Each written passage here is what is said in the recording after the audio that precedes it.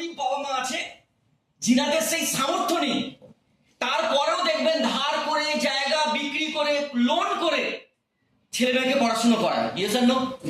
Degree করাচ্ছে ভালো ভালো জায়গায়, অনেক বড় ডিগ্রি খুঁজলে সার্টিফিকেটের অভাব থাকবে না।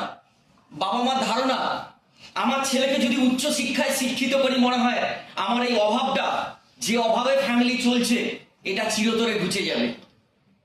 যে কষ্ট করে দিন কাটাই, মনে হয় এই কষ্ট আর থাকবে না। সর্বস্ব খরচ করে দেখবেন এক একটা মিডল ক্লাস ফ্যামিলি, এক একটা গরিব ফ্যামিলি তার ছেলেকে এডুকেটেড বানায়। তারপরেও দেখবেন এই দুনিয়া ওই এডুকেটেড কোয়ালিটি ছেলেকে যোগ্য জায়গা দেয় না। তার জন্য অনেক কম্পিটিশনের সম্মুখীন হতে হয়। ট্যালেন্ট থাকলেও পেছন থেকে ভারিত্ব থাকে না ডোনেট করার। ইয়েস আর নো? আপনার ট্যালেন্ট থাকলেও দেখবেন আপনি ওই জায়গাটা পাবেন না। বাট জিনার বাবা 10 লাখ 20 লাখ দিতে পারবেন, তার যোগ্যতা নেই, দেখবেন ওই জায়গাটা পেয়ে যায়। হয়তো আপনার সেই কোটা নেই, আপনার সেই সুযোগ নেই, বাট আপনার ট্যালেন্ট আছে, দেখবেন যোগ্যতা আপনি পেলেন না। যার সুযোগ ছিল সেই যোগ্যতা না থাকা সত্ত্বেও হয়তো পেয়েছে। আর যদিও পেয়ে থাকে, পেয়েছে তো পেয়েছে, কত পেয়েছে? মাস শেষ হলে 20,000, 40,000, 50,000, 60,000। ইয়েস আর নো?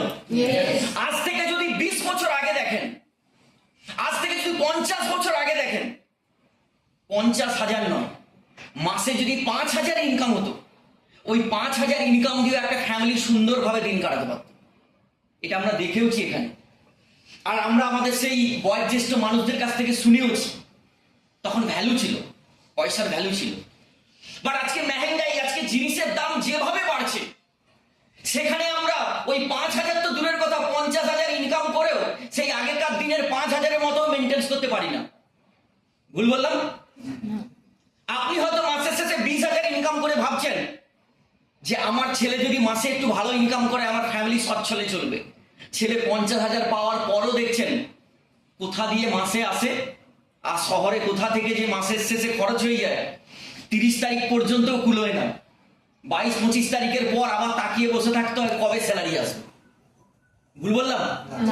এই করতে করতে দেখবেন একটা দিন জীবনের গন্ডি পেরিয়ে যায়, 60 কভার হয়ে যায়। সেখানে হয়তো একটা ফুল যা যা দেওয়ার দিয়ে বিদায়ও দিয়ে দেয়। তারপরে যদি গিয়ে ওনাকে জিজ্ঞেস করেন যে স্যার, আপনি তো আপনার জীবনের 60 বছর পর্যন্ত আপনি কোনো সংস্থাকে দিলেন, কোন ইনস্টিটিউটকে দিলেন, কোন জায়গায় আপনি জব করলেন, আপনার সর্বস্বটা নিংড়ে দিলেন, বিনিময়ে আপনি 60 বছর পরে আপনি অ্যাকাউন্টে কত সেভিংস করতে পেরেছেন? জিজ্ঞেস করবেন, স্যার কত সেভিংস হতে পারে যদি 50,000 স্যালারি হয়? সবকিছু ফ্যামিলি খরচ সবকিছু করার পরও আমার মনে হয় না উনি অ্যাকাউন্টে 20-25 লাখের বেশি দেখতে পাবেন। থাকবে না, কারণ সব খরচ খরচার পর যে সেভিংস দেখবেন ওই 20-25-30 লাখের বেশি খুঁজে পাবেন না। তাহলে এত ট্যালেন্ট, এত কোয়ালিটি নেওয়ার পরও জীবনের 60টা বছর, মানে আপনার যখন ট্যালেন্ট ছিল, আপনার কাছ থেকে যা নিংড়ে নেওয়ার সময় ছিল, একটা আখকে যখন দেখবেন মেশিনে দেয়, দেখি তো আমরা আখের জুস খাওয়ার জন্য যাই তো মেশিনে, দেখবেন আখকে যখন প্রথম মেশিনে দিয়ে দিল, পিসাই করা মেশিনে দেখবেন ঝরঝর করে জুস পড়ছে, আবার ফোল্ড করে আবার দিয়ে দিল, আবার দেখবেন একটু কম পড়ছে, আবার ডবল ফোল্ড করে আবার দিয়ে দিল। এই করতে করতে লাস্ট একটা সময় দেখবেন টপ টপ করে 1-2 ফোঁটা পড়ছে। তখন বলছে না, এর দ্বারা এখান থেকে আর জুস বেরোবে না। তখন কি করে? ওটাকে নিয়ে ডাস্টবিনে ফেলে দেয়। ইয়েস আর নো?